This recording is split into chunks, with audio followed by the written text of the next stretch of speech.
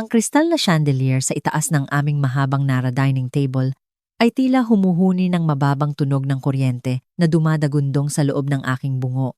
Noche buena noon, ang gabi ng perpektong pagtitipon ng pamilya, ngunit ang hangin sa loob ng mansyon ng aking ama ay tila isang tangke na puno ng pressure na handa ng sumabog.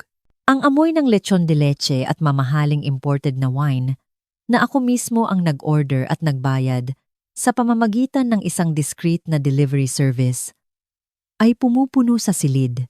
Nakaupo ako doon. Ang mga daliri ko'y marahang humahaplos sa gilid ng aking baso ng alak. Tinitigan ko ang aking ama, si Don Arturo. Mukha siyang tunay na patriarka sa kanyang suot na silk lounge suit.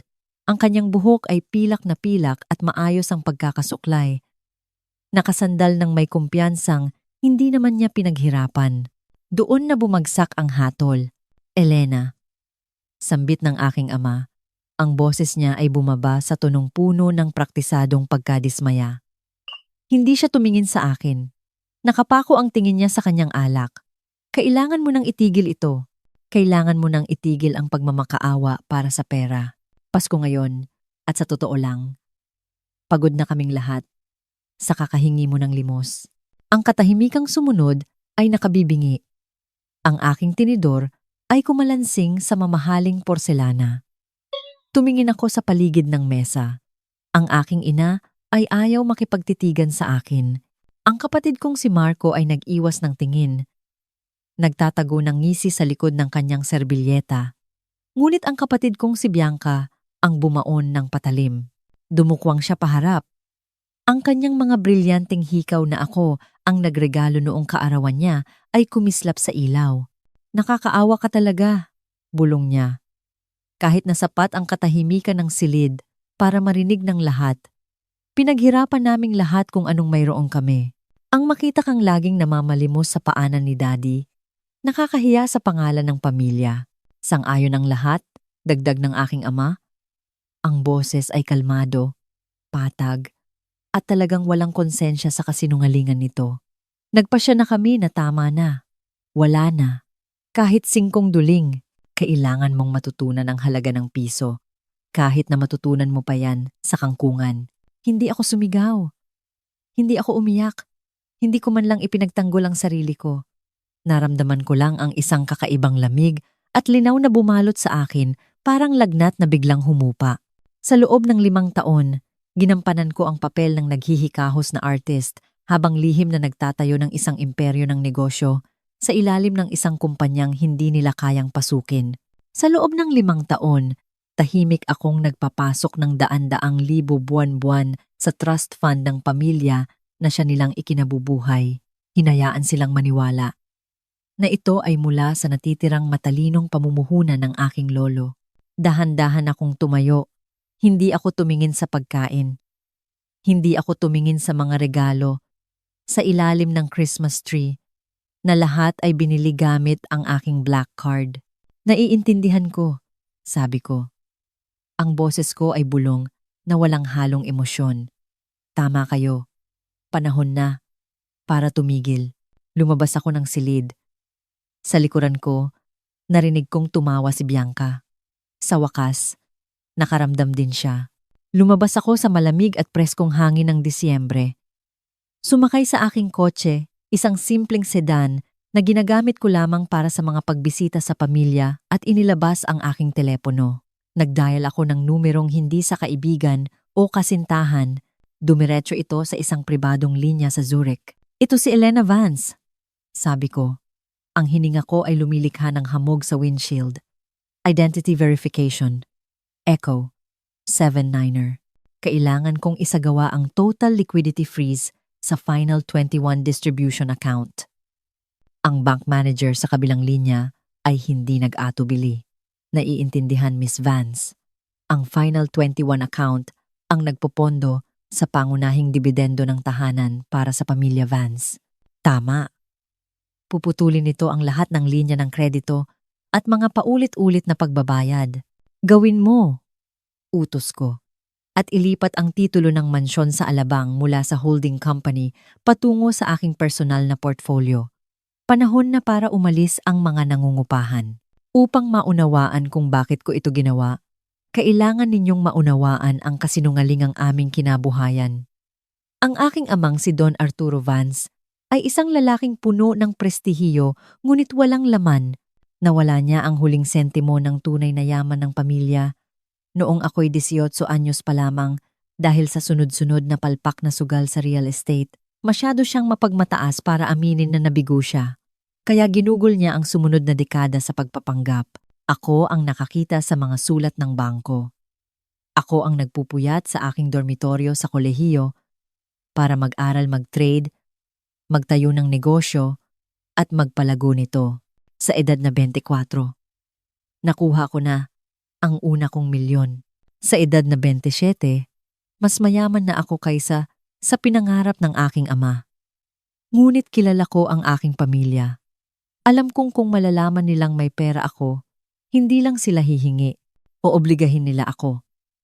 Aangkinin nila na ito ay pag-aari ng pamilya, kaya nilikha ko ang Final 21 account.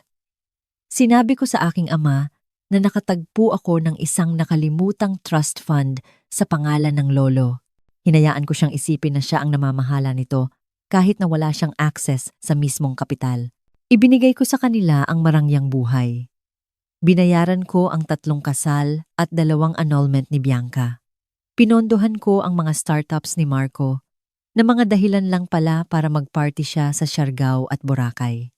Binayaran ko ang mismong bubong sa itaas ng kanilang mga ulo at ang gantimpala ko, maging black sheep ng pamilya. Kailangan nila ng taong mamatahin para bumuti ang pakiramdam nila sa kanilang katayuang hindi naman nila pinaghirapan. Ako ang pulubi dahil nagsusuot ako ng mga damit na walang brand at hindi nagyayabang. Hinayaan ko silang maniwala na ako ang kumukuha para hindi nila mapagtanto na ako ang nagbibigay. Hanggang ngayong gabi, ang kasinungalingang sinabi niya sa hapunan ay hindi lang basta kasinungalingan. Isa itong power play para ipahiya ako sa harap ng bagong mayamang fiancé ni Bianca. Gusto niyang magmukhang mabuting amang nagtitiis. Pwes, hayaan siyang maging ama. Tingnan natin kung paano siya mabubuhay nang walang benefactor. Ang gulo ay hindi inabot ng ilang linggo. Inabot lang ito ng ilang oras. Kinabukasan, tumama ang Final 21 freeze na parang tahimik na lindol. Ginugol ko ang umaga sa aking penthouse sa BGC. Ang bahay na hindi nila alam na nag-exist, humihigop ng kape at pinapanood ang mga notification sa aking tablet. Una, na-decline ang mga secondary household cards. Ito, ang mga card na ginagamit ni Bianca para sa kanyang shopping spree pagkatapos ng Pasko. Pagpatak ng 11:00 ng umaga, nagsimulang mag-vibrate ang telepono ko, si Bianca. Hinayaan ko itong pumunta sa voicemail. Elena, may ginagawa ka ba sa mga accounts? Na-decline lang naman ang card ko sa Hermes. Malamang glitch lang to. Pero kung nanggugulo ka dahil sa nangyari kagabi, itigil mo na. Nakakahiya. 1 oras ang lumipas, tumawag si Marco. Tapos ang nanay ko. At sa huli, ang Leon mismo. Sinagot ko ito sa ika-10 ring. Elena! Sigaw ng aking ama. Tunog na tataranta siya. Ang kalmadong anyo mula sa hapunan ay tuluyang nabasag. May pagkakamali sa bangko. Ang trust account ay frozen. Lahat. Tumalbog ang bayad sa mortgage para sa mansyon ngayong umaga at hinarang ang pasahod sa mga katulong. Kailangan mong tawagan ang mga contact mo sa bangko at ayusin ito. Bakit ko gagawin yon, Dad? Tanong ko habang nakasandal sa aking leather chair. Sinabihan mo akong tumigil sa pagmamakaawa ng pera. Sinabi mong kailangan kong matutunan ang halaga ng piso. Isinapuso ko ang payo mo. Hindi na ako makikialam sa pananalapi nyo. Huwag kang mag-asal bata, sigaw niya. Hindi, Dad, sabi ko. Ang boses ko ay bumaba at naging seryoso. Pera ko yon. Walang trust fund galing kay Lolo. Ako ang bumuo ng account na yon. Ako ang nagpondo sa bawat bakasyon, bawat bote ng alak, at bawat kasinungalingang sinabi mo sa sarili mo.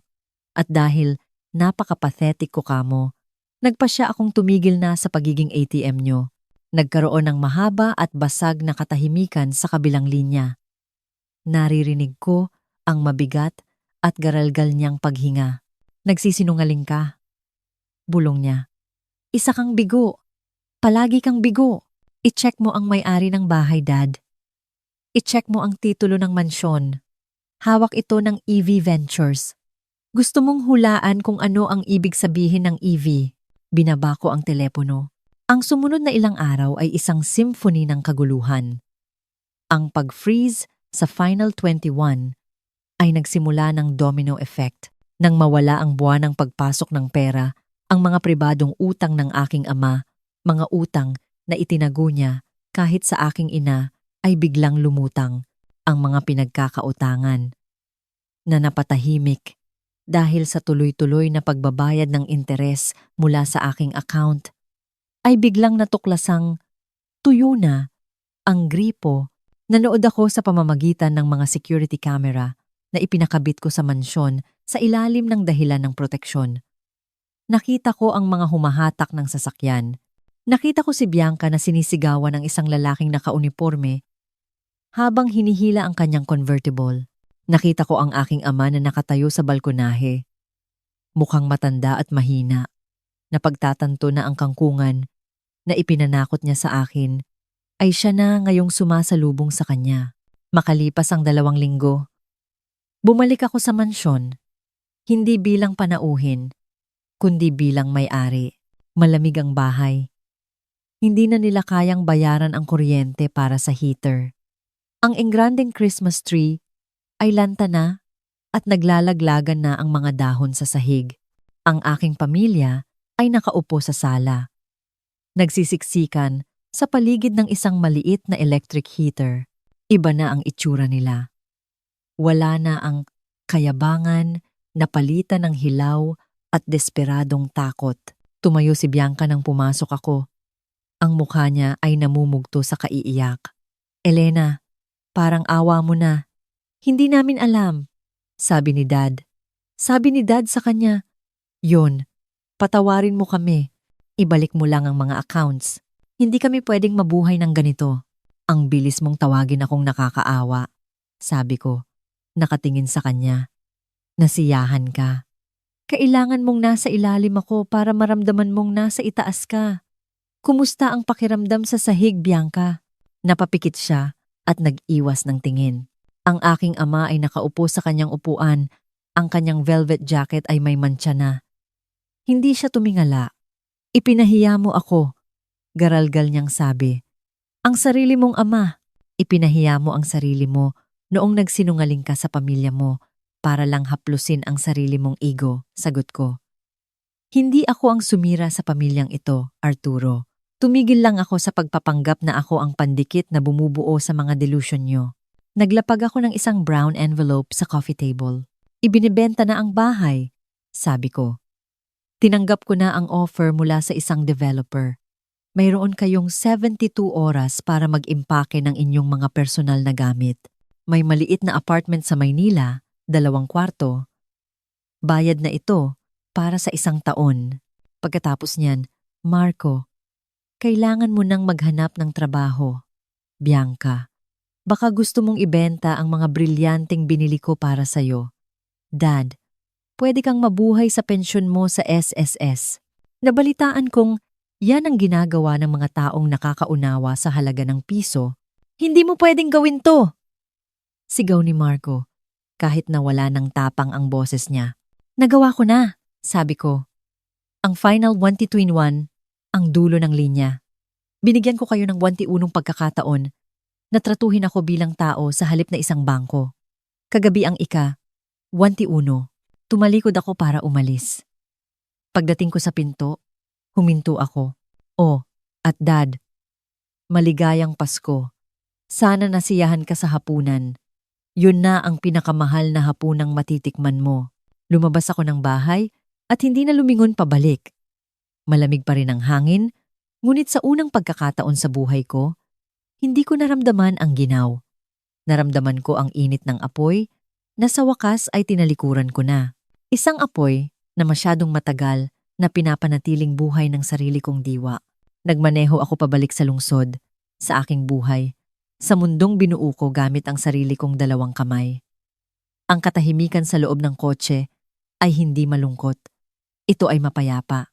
Ang paghiganti ay wala sa kahirapang iniwan ko sa kanila. Ito ay nasa kalayaang sa wakas ay ibinigay ko sa aking sarili. Palagi nila akong tinatawag na pulubi. Ngunit habang pinapanood ko ang mansyon na naglalaho sa aking rearview mirror, alam ko ang totoo. Ako lang ang bukod tanging naging mayaman sa amin. Ang wakas.